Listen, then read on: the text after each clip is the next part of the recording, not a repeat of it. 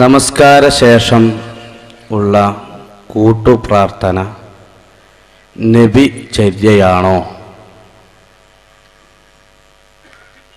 അതിനെ സംബന്ധിച്ച് ഒന്ന് വിശദീകരിച്ചാലും. ഇതാണ് ചോദ്യം.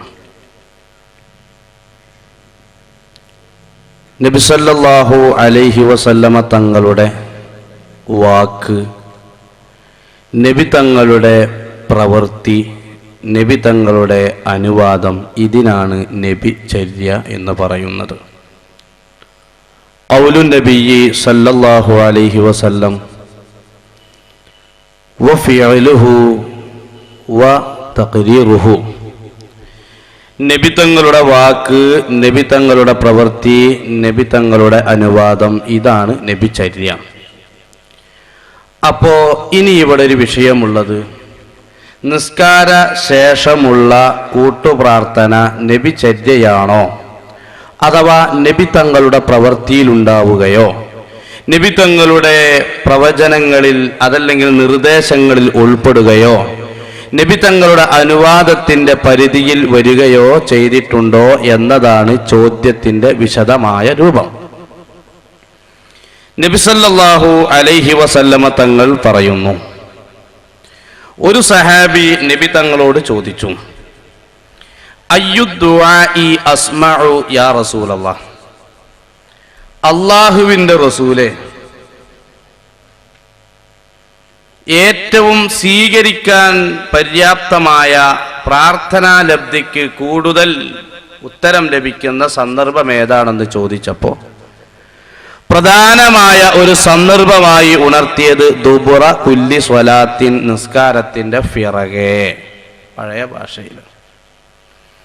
അവ നിസ്കാരത്തിൻ്റെ ശേഷം ദുആ ഇരക്കുന്നത് കൂടുതൽ പുണ്യമുണ്ട്. അതിലാരും തർക്കമില്ല എന്ന് പറയാറുണ്ട്, തർക്കം ഉണ്ട് മറ്റൊരു വശം. ഇനി ആ ദുആ, ഒരാള് ദുആ ഇരുന്ന് മറ്റുള്ളവരെ കൂടെ പരിഗണിക്കേണ്ടതുണ്ടോ, മറ്റുള്ളവർ ആമീൻ പറയേണ്ടതുണ്ടോ എന്നതാണ് സംശയം, അല്ലേ? ദുആ ഇരക്കുമ്പോൾ ഏത് ശൈലിയിലാവണം? ദുആഇന്റെ ഒരു ശൈലി നബി സല്ലല്ലാഹു അലൈഹി വസല്ലമ പറഞ്ഞിട്ടുണ്ട്. ഏതാണ് നബി തങ്ങൾ പറഞ്ഞത്? ലാ യജ്തമിഉ മലഉൻ, ഒരു വിഭാഗം ആളുകൾ ഒരുമിച്ച് കൂടി. ആ ഒരുമിച്ച് കൂടിയ സംഘം ഫയദഉ ബഅദുഹും, ഒരാൾ ദുആ ഇരുന്ന് ബാക്കിയുള്ളവർ ആമീൻ പറഞ്ഞാൽ ഇല്ല അജാബഹുമുല്ലാഹ്, നബി തങ്ങൾ ഉത്തരം ചെയ്യും. ഏത് സംഘമാവട്ടെ. അവൻ നബി തങ്ങൾ പ്രാർത്ഥിക്കാൻ നിർദ്ദേശിച്ച സമയത്ത് നബി തങ്ങൾ പഠിപ്പിച്ച ശൈലി ഉപയോഗിച്ച് പ്രാർത്ഥന നടത്തുന്നതാണ് സുന്നികൾ നിർവഹിക്കാനുള്ളത്. അഥവാ നബി തങ്ങളുടെ ഖൗലിൽ ഇത് ഉൾപ്പെട്ടു എന്നർത്ഥം. ഇനി നോക്കൂ നിങ്ങൾ, സഹീഹ് മുസ്ലിമിൽ മറ്റൊരു ഹദീസ്, കിതാബുൽ മസാജിദ് വ മവാലിഉസ് സലാത്ത് എന്ന് പറയുന്ന അധ്യായത്തിൽ ബഹുമാനപ്പെട്ട അബൂ സലമ റളിയല്ലാഹു അൻഹു പറയുകയാണ്, ഞാനൊരു വീട് നിർമ്മിച്ചു, അതിൽ നിന്ന് ഒരുപാട് ദൂരെയാണ് പള്ളി. അതുകൊണ്ട് എനിക്ക് എൻ്റെ ഭാര്യയോടൊത്ത് ഇവിടെ നിസ്കരിക്കും, കാരണം ഒരുപാട് പ്രശ്നങ്ങളും പ്രയാസങ്ങളൊക്കെ ഉണ്ടായതുകൊണ്ട് കുറേ ദൂരമുള്ള പള്ളിയിലേക്ക് പോവാൻ പ്രയാസമാണ്. അതുകൊണ്ട് ഒരു നബിത്തങ്ങളൊന്ന് ഉദ്ഘാടനം ചെയ്ത് എനിക്ക് നിസ്കാരത്തിനുള്ളൊരു മാതൃക കാണിച്ചു തരണം എന്ന് പറഞ്ഞപ്പോൾ നബി സല്ലല്ലാഹു അലൈഹി വസല്ലമ തങ്ങൾ പോകുന്നു. നബി സല്ലല്ലാഹു അലൈഹി വസല്ലമ വീട്ടിലെത്തി. ഐന ഉസല്ലി ഫി ബൈതിക, നിങ്ങൾക്ക് ഇനിയുള്ള ശിഷ്ടകാലം നിസ്കരിക്കാൻ ഞാൻ ഏത് സ്ഥലമാണ് തെരഞ്ഞെടുത്തു തരേണ്ടത്, ഞാൻ എവിടെയാണ് നിസ്കരിച്ച് ഉദ്ഘാടനം ചെയ്തു തരേണ്ടത് എന്ന് ചോദിച്ചപ്പോ അള്ളാഹുവിന്റെ റസൂലിന് ഒരു ഭാഗം കാണിച്ചു കൊടുത്തു, ഒരു പ്രയർ ഏരിയ. ആ പ്രയർ ഏരിയയിൽ നിസ്കരിക്കാനുള്ള ആ സ്ഥലത്ത് വെച്ച് നബി സല്ലല്ലാഹു അലൈഹി വസല്ലമ തങ്ങൾ നിസ്കരിക്കുന്നു. അതിനുശേഷം എല്ലാവരെയും പരിഗണിച്ചുകൊണ്ട് ഞങ്ങൾക്ക് എല്ലാവർക്കും വലിയ അഹ്ലു ബൈത്ത് എല്ലാവർക്കും വേണ്ടി ആ നിസ്കാരത്തിന്റെ ശേഷം ദുആ ഇരുന്നിരുന്നു എന്ന് വളരെ വ്യക്തമായി സഹീഹ് മുസ്ലിമിലും ഉണ്ട്. അബൂ സഈദ് അൽ ഖുദരി റളിയല്ലാഹു അൻഹുവിനോട് നബി തങ്ങൾ വസിയ്യത്ത് ചെയ്യുന്നു, ഫർള് നിസ്കാരാനന്തരം കൂട്ടുപ്രാർത്ഥന നടത്താൻ. അഥവാ ഭാര്യയുമായി നിസ്കരിക്കുമ്പോൾ ആ നിസ്കാരത്തിന്റെ ശേഷം ബഹുമാനപ്പെട്ടവരോട് നബി തങ്ങൾ കൽപ്പിച്ചു ദുആ ഇരക്കാനും ആമീൻ പറയാൻ ഭാര്യയോടും കൽപ്പിച്ചത് കിതാബുൽ ഹില്യ ഇബ്നു തൈമിയ്യ അടക്കം വമിൻ അജ്ബദിൽ കുതുബി നല്ല ഗ്രന്ഥമാണ് എന്ന് പരിചയപ്പെടുത്തിയതിൽ 3 പരമ്പരയോട് കൂടെ ഈ സംഭവവും ഉദ്ധരിച്ചിട്ടുണ്ട്. മുൻകഴിഞ്ഞ ഉലമാക്കളൊക്കെ അങ്ങനെ നിർവഹിച്ചിട്ടുണ്ട്. 1940 മുമ്പ് മുജാഹിദ് പ്രസ്ഥാനം നിർവഹിച്ചിട്ടുണ്ട്. ഇബ്നു തൈമിയ്യ ആ ശൈലിയിൽ നിർവഹിക്കുന്നവരാണെന്ന് ഇബ്നുൽ വർദി റളിയല്ലാഹു അൻഹു തന്റെ കിതാബുൽ ഇഅ്ലാമിലും ഉദ്ധരിച്ചിട്ടുണ്ട് എന്ന് ഉണർത്തുന്നു. അസ്സലാമു അലൈക്കും വറഹ്മത്തുള്ളാഹി. ഉസ്താദ് വിഷയാവതരണത്തിൽ പറഞ്ഞത് ഇസ്തിഗാസയെ സംബന്ധിച്ചാണ് എനിക്ക് ചോദിക്കാനുള്ളത്. ഇസ്തിഗാസ എല്ലാ വ്യക്തികളോടും ഇസ്തിഗാസ നടത്തുന്നതിൽ അന്തരമുണ്ടോ? അതിന് പ്രത്യേക നിബന്ധനകൾ വെച്ചിട്ടുണ്ടോ? ഇസ്തിഗാസ പണ്ഡിതന്മാരിൽ സ്വഹാബാക്കളാലും റസൂലുള്ളാഹിയുടെ ചരികയിൽ നിന്നും സ്വഹാബാക്കളിൽ നിന്നും ഒരു പതിവായി നടന്നിട്ടുണ്ടോ? അത് ആരോടൊക്കെ നടത്താൻ കഴിയും പറ്റും എന്നതിനെ സംബന്ധിച്ച് വിശദീകരിച്ചാൽ നന്നായിരുന്നു. ചോദ്യത്തിൻ്റെ ചുരുക്കം, ഇസ്തിഗാസ എല്ലാവരോടും നടത്താൻ പറ്റുമോ, അത് ആരോടൊക്കെ പറ്റും ആരോടൊക്കെ പറ്റില്ല എന്നതാണ് ചോദ്യത്തിൻ്റെ ചുരുക്കം. പിന്നെ സ്വഹാബത്ത് അങ്ങനെ ചെയ്തിരുന്നോ എന്നാണ് മറ്റൊന്ന്. ഇസ്തിഗാസ എന്ന് പറഞ്ഞാൽ ഭാഷാപരമായി സഹായം തേടുക എന്നാണ് അതിൻ്റെ അർത്ഥം. സഹായം തേടൽ ഭാഷാപരമായി ഇസ്തിഗാസ എന്ന് പറഞ്ഞാൽ സഹായം തേടുക. ഇപ്പൊ നമുക്ക് 10 രൂപ ആവശ്യമുണ്ട്, എന്നാൽ അത് 10 രൂപ തരാൻ കഴിയുന്ന ആരോടും അത് ചോദിക്കാവുന്നതാണ്. അവിടെ യാതൊരു അഭിപ്രായ വ്യത്യാസം ആർക്കും ഇല്ല. ഇതല്ല തർക്കത്തിലിരിക്കുന്ന ഇസ്തിഗാസ. തർക്കത്തിലിരിക്കുന്ന ഇസ്തിഗാസ അമ്പിയാക്കൾ മുഅ്ജിസത്ത് കൊണ്ടും ഔലിയാക്കൾ കറാമത്ത് കൊണ്ടും സഹായിക്കുമെന്ന വിശ്വാസത്തോടെ അമ്പിയാക്കളോടും ഔലിയാക്കളോടും ചോദിക്കുന്നതിനാണ് തർക്കത്തിലിരിക്കുന്ന, അതായത് അഹ്ലു സുന്നത്തി വൽ ജമാഅയും മറ്റു ഇതര പ്രസ്ഥാനങ്ങളും തമ്മിൽ തർക്കത്തിലിരിക്കുന്ന ഇസ്തിഗാസ അതാണ്. അത് അമ്പിയാക്കളോടും ഔലിയാക്കളോടും നടത്താമെന്നാണ് അഹ്ലു സുന്ന വൽ ജമാഅ പറയുന്നത്. അത് ലോകത്ത് കഴിഞ്ഞു പോയ മുഴുവൻ പണ്ഡിതന്മാരും നടത്തിയതാണ്. മഹാനായ ഇമാം സുബ്കി റഹ്മഹുല്ലാ അദ്ദേഹത്തിന്റെ ശിഫാഉ സക്കാം എന്ന ഗ്രന്ഥത്തിൽ വളരെ വ്യക്തമായി രേഖപ്പെടുത്തിയത് കാണാം. യഅലം അന്നഹു വയജൂസു വയഹ്സുനു അത്തവസ്സുലു വൽ ഇസ്തിഗാസതു. തവസ്സുല് ഇസ്തിഗാസ എന്നത് അനുവദനീയമാണ്, അത് ജായിസാണ്. അത് അനുവദനീയമാണെന്ന കാര്യവും നല്ലതാണെന്ന കാര്യവും എല്ലാ മതത്തിന്റെ ആളുകൾക്കും അറിയപ്പെട്ടതാണ്. പണ്ഡിതന്മാരും മുഴുവനും ചെയ്തു വന്ന ചര്യയാണ്. ഇബ്നു തൈമിയ്യ എന്ന പണ്ഡിതൻ വരുന്നത് വരെ ലോകത്ത് ഒരാളും അതിനെ എതിർത്തിട്ടില്ല എന്ന് മഹാനായ ഇമാം സുബ്കി റഹ്മഹുല്ലാ വളരെ വ്യക്തമായി ശിഫാഉ സക്കാം എന്ന ഗ്രന്ഥത്തിൽ രേഖപ്പെടുത്തിയിട്ടുണ്ട്. ഇനി ഇസ്തിഗാസക്ക് പാടില്ല എന്ന് പറയുന്ന ഇസ്തിഗാസക്ക് പുത്തൻ പ്രസ്ഥാനക്കാർ നൽകിയ ഒരു നിർവചനം, അത് അള്ളാഹുവിന്റെ ഔലിയാക്കൾ എന്ന കുഞ്ഞീദ് മദനി എഴുതിയ ഈ പുസ്തകത്തിൽ പറയുന്നുണ്ട്. അവർ പറഞ്ഞ നിർവചനം എന്താണ്? ഇസ്തിഗാസ എന്ന ഹെഡിങ് അതിൽ പറയുന്നു, ആപൽ ഘട്ടങ്ങളിലും അല്ലാത്തപ്പോഴുമുള്ള പ്രാർത്ഥനക്ക് പൊതുവിൽ ദുആ എന്ന് പറയുന്നു. എന്നാൽ ആപൽ ഘട്ടങ്ങളിലുള്ള സഹായാർത്ഥനക്ക് മാത്രമാണ് സാധാരണ ഇസ്തിഗാസ എന്ന് പ്രയോഗിക്കുന്നത്. മനുഷ്യ കൈവിൽപ്പെട്ട കാര്യങ്ങളിൽ ജീവിച്ചിരിക്കുന്ന മനുഷ്യൻ അന്യോന്യം സഹായാർത്ഥന നടത്താൻ ഇസ്ലാം അനുവദിച്ചതാണ്. അവർ അന്യോന്യം സഹായിക്കണമെന്ന് ഇസ്ലാം നിർദ്ദേശിച്ചതുമാണ്. ഇതാണ് ഞാൻ ആദ്യം പറഞ്ഞത്. ഇതിലിപ്പോ നമ്മൾ തർക്കമല്ല. ഇനിയാണ് തർക്കമുള്ള വിഷയം പറയുന്നത്.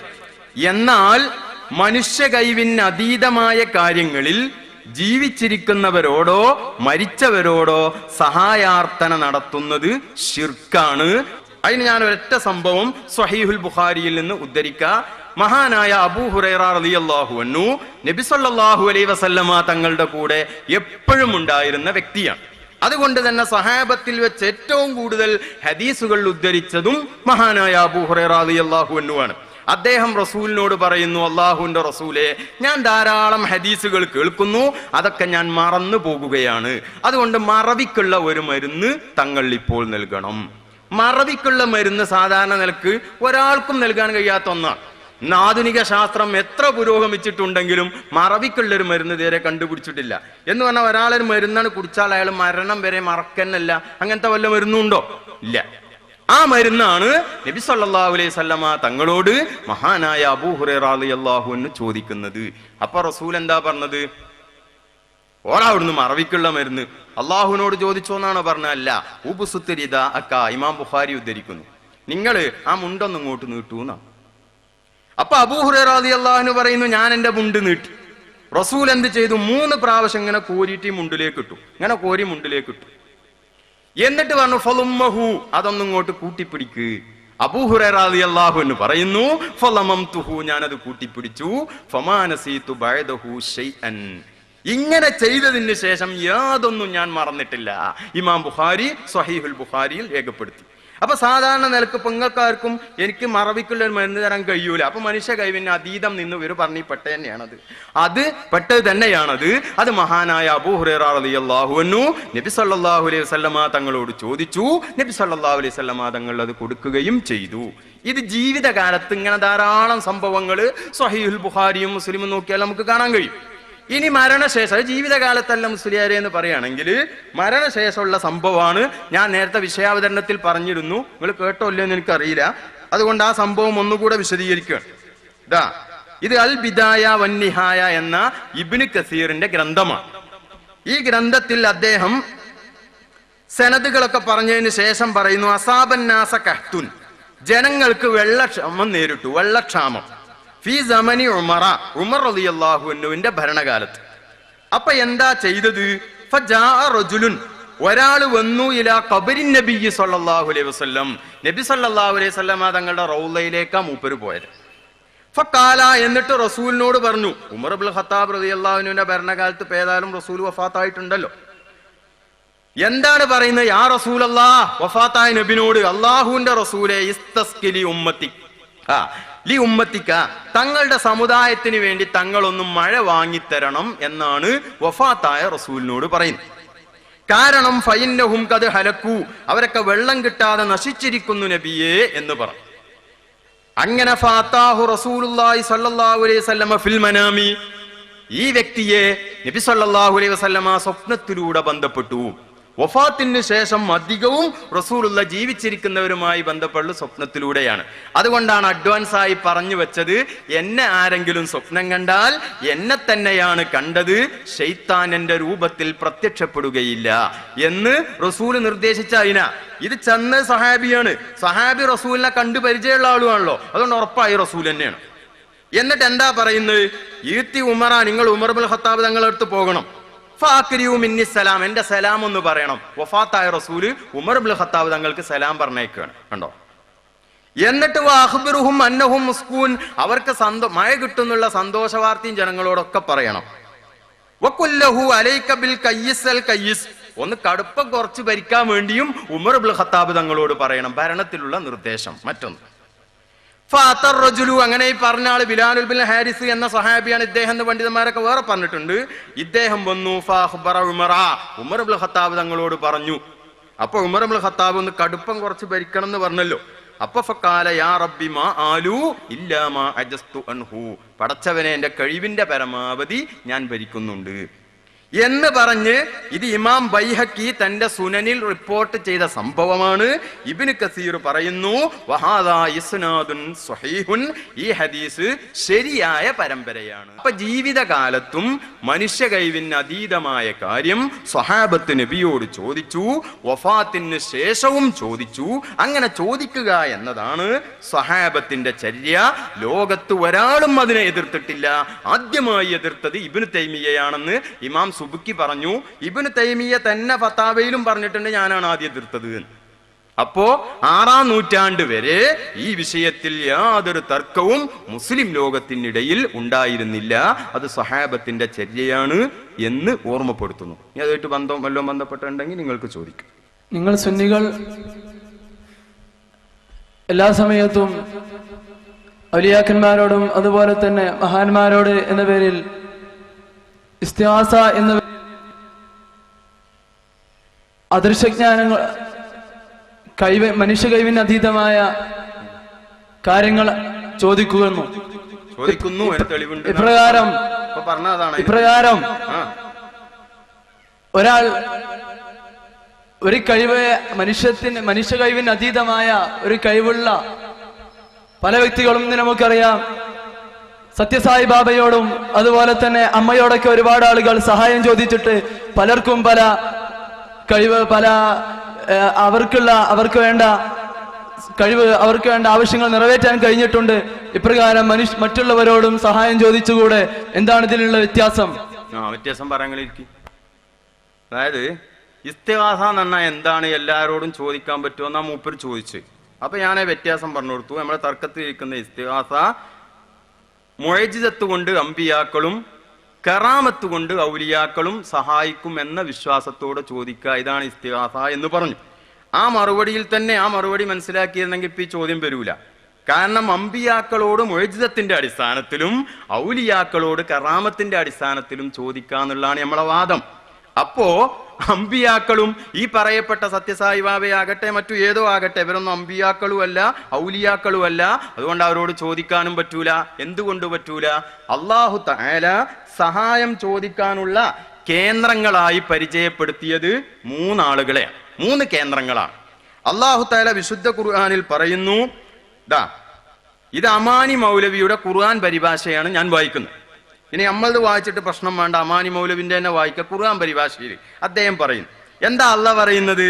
ഇന്നമാ വലിയുക്കും, തീർച്ചയായും നിങ്ങളുടെ സഹായി അള്ളാഹു മാത്രമാണ് നിങ്ങളുടെ സഹായി, വേറെ ഒരാളോടും ചോദിക്കരുത്. റസൂലുഹു, അള്ളാഹുവിന്റെ റസൂലും മാത്രമാണ് നിങ്ങളുടെ സഹായി, റസൂലു അല്ലാത്ത വേറൊരാളോടും ചോദിക്കരുത് എന്നായി. മാത്രമല്ല വല്ലദീന ആമനു, സത്യവിശ്വാസികളുമാണ്. അല്ലദീന, എങ്ങനെയുള്ള സത്യവിശ്വാസികൾ? യുഖീമൂന സ്വലാത്ത, അവർ നിസ്കാരം നിലനിർത്തും. വയൂത്തൂന സകാത്ത, സകാത്തും കൊടുക്കും. വഹും റാക്കിഊൻ, അതിന് പുറമെ അവർ ധാരാളം സുന്നത്ത് നിസ്കരിക്കും. വിശ്വാസി എന്ന് മാത്രം പറഞ്ഞ് അള്ളാഹ് നിർത്തിയില്ല. ഏത് പറഞ്ഞു? നിസ്കാരം കൃത്യമായി നിലനിൽക്കും, സക്കാത്ത് കൊടുക്കും, വിനയാന്വിതരായി മറ്റു ഇബാത്തുകളൊക്കെ ചെയ്യുന്നവരാണ്. ഇവരാണ് ഔലിയാക്കൾ എന്നറിയുന്നത്. അപ്പോ അമ്പിയാക്കളും സഹായിക്കും, ഔലിയാക്കളും സഹായിക്കും, അള്ളാഹും സഹായിക്കും. ഈ 3 വിഭാഗം മാത്രമേ നിങ്ങളുടെ സഹായികളുള്ളൂ. അപ്പൊ ഇവരോടെ ചോദിക്കാവൂ, മറ്റുള്ളവരോട് ചോദിക്കാൻ പാടില്ല എന്നാണ് ഈ ആയത്തിൽ പറയുന്നത്.